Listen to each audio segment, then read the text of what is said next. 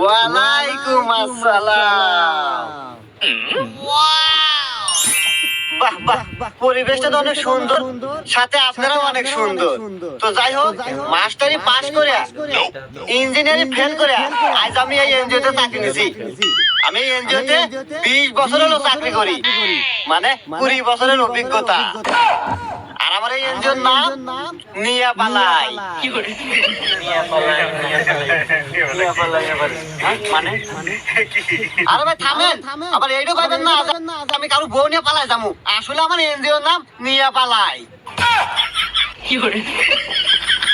তো যাই হোক, ওসব কথা বাদ। আমি মানুষের খুব উপকার করি। আমি আগে ঢাকায় থাকতাম, ঢাকা থেকে ইনপুটা গ্রামে আছি, যে তোমাদের উপকার করব, লোন দিব। আমি 20 বছর হলো এই চাকরি করি। এই 20 বছর চাকরি করে